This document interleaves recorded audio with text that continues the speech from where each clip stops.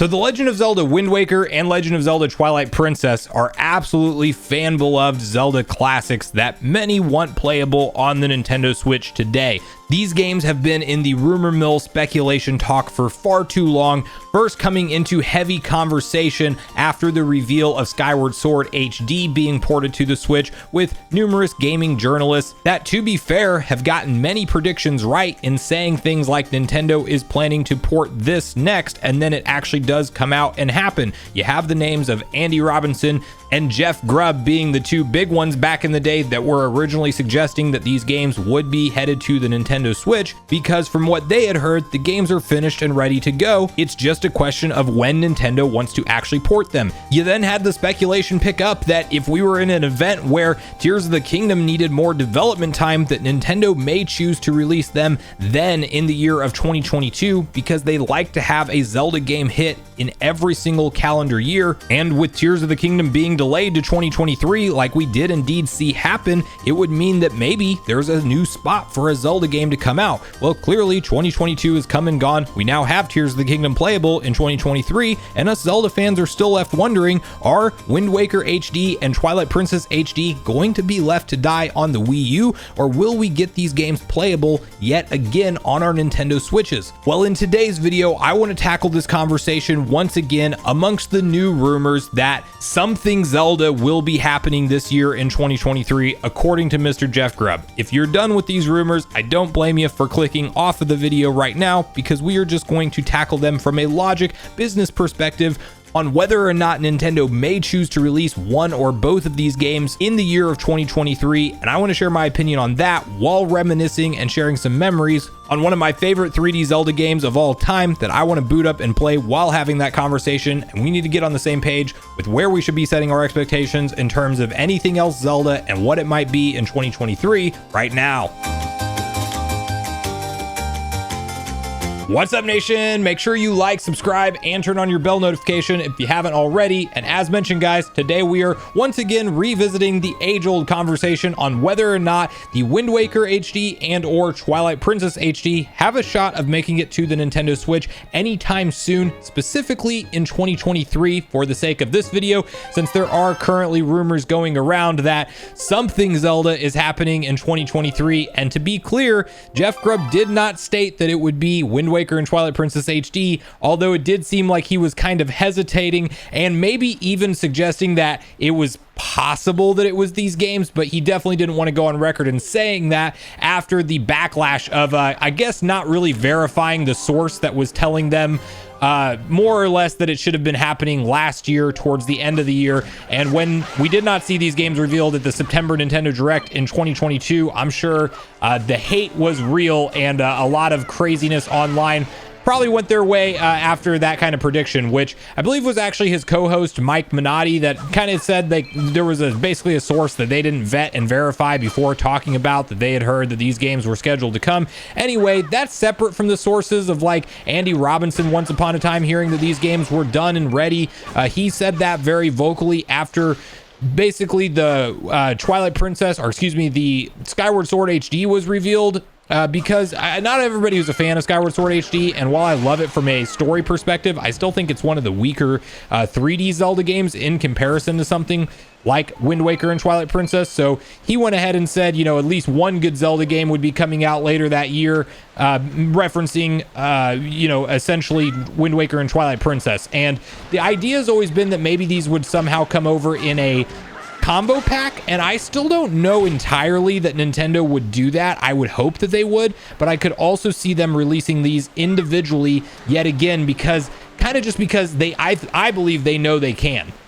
I think that these are games that could sell individually at that $40 price point, or even $60, and people would still happily pay it, because these sold quite a bit better than what Skyward Sword HD did, and that was a full $60 release. Although you could argue that since we have these on the Wii U currently that maybe they don't have to put in all the work anymore and it's kind of be a little bit of a cash grab. But from Nintendo's perspective, they may just realize that, well, wait a minute, we didn't sell all the units that we could have because of the install base of the Wii U, and we should just go ahead and charge full price. I definitely think that you might see Nintendo pull something like that. So we will have to wait and see. But in terms of the likelihood on whether or not it's even possible that these games come out, you can never say never with Nintendo, but you do have the whole conversation around whether or not Tears of the Kingdom may be getting DLC.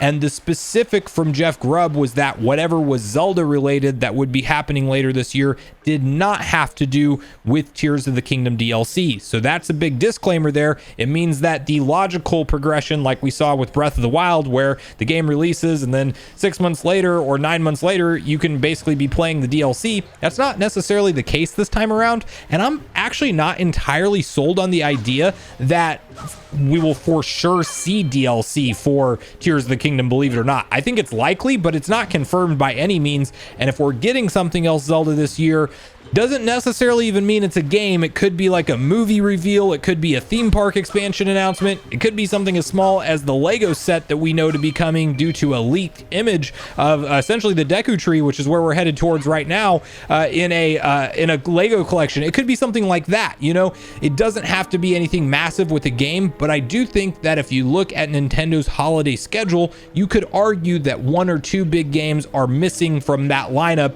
and these would be great to be brought over, ideally in a combo pack for the Nintendo Switch. I would love to see it happen. I don't necessarily think it will happen, and I will actually say that I'm setting my expectations on not seeing it happen personally. I do actually think that we will get these games one day, but I think that it's more than likely. Why am I thinking you have to roll into the tree? Yeah, you do. I do think that it is more than likely going to be something that is done on the next generation console at this point in time. And I really think it's unfortunate, but the Wii U eShops are now closed down. This game was actually only a mere $20 on the eShop, although Twilight Princess was still full cost for whatever reason. But you can't pick up these games super cheap anymore. They're used market only. You have to own a Wii U to play them. And if you are in a hurry to play these games, which I've been delaying doing an entire playthrough just in hopes that we will one day see them re-released on the Switch. Anyway, if you're in a hurry to play these games, I honestly think your best course of action is just to pick up a Wii U and start playing them now. And you will have to go used market for obviously both the console and the games at this point in time. That's the only way you can guarantee yourself to play these anytime soon. If you look at the cel-shaded art style in HD with Wind Waker, it aged fantastically. I honestly think that this looks like one of the best top quality Zelda games, and I'm playing it on a last gen Nintendo console, and that really says something about the style of Wind Waker, that HD overhaul. And guys, this was re-released in 2013, so we are now 10 years past that, if you can believe this. 10 years past the re-release of Wind Waker, we still don't have it playable on the Switch, and it just makes the most sense to bring to such a popular console, bring such a fantastic, iconic, classic 3D Zelda game with one of the best stories, in my personal opinion, and the best overall art styles. I know it wasn't, many people were not a fan of this when it was originally unveiled. I think it's aged like fine wine. It literally looks better now than ever, especially in the HD version.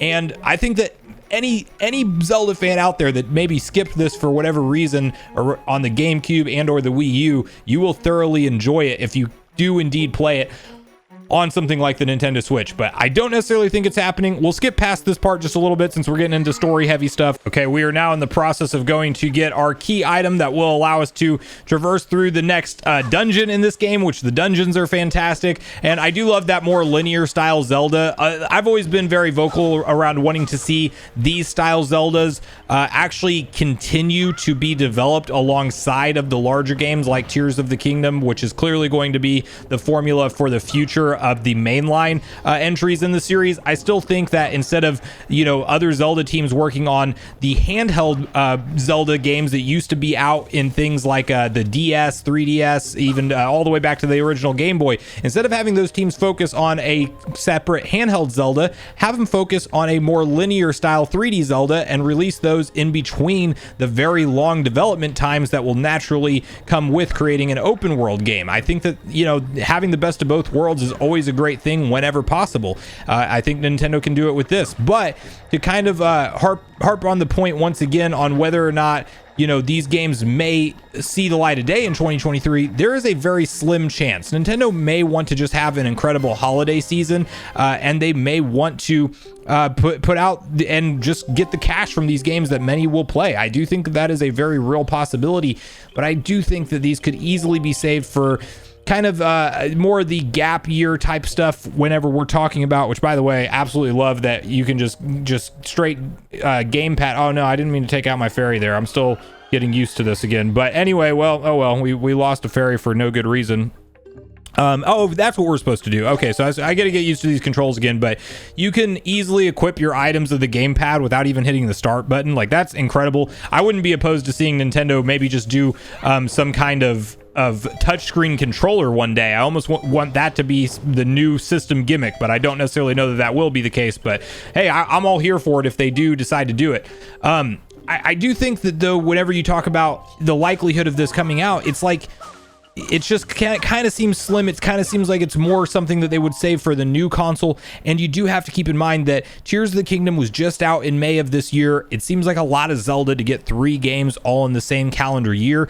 And then you also have to keep in mind that we will have to wait quite a few years. I mean, we might be talking 2029, 2030 before the next Legend of Zelda game, mainline one that is officially ready to go.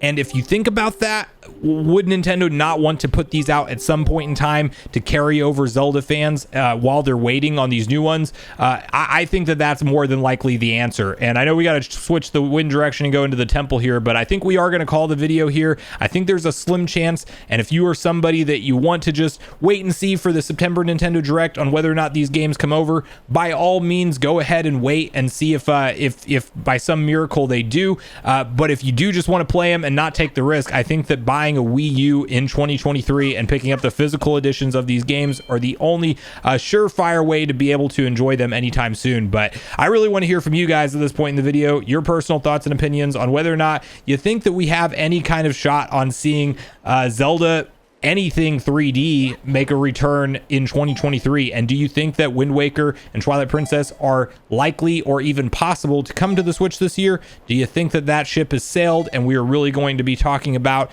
things like 2024 or 2025 and beyond? And bonus question, what, if any, how rather do you think we will see Nintendo release these games? Do you think it'll be a combo pack and that the more consumer friendly option is taken, or do you think they will indeed do individual $60 releases and maybe even space them out 6 to 9 months apart from each other? So regardless of your thoughts and feelings on everything we talked about today, I do look forward to hearing from you all in the comments down below before you leave the video, as I do look forward to getting a back and forth conversation started with you all around these topics. Go watch yesterday's video next if you haven't already, which is on screen right now. Also, make sure you like, subscribe, turn on your notification bell, and I will see you guys in the next video.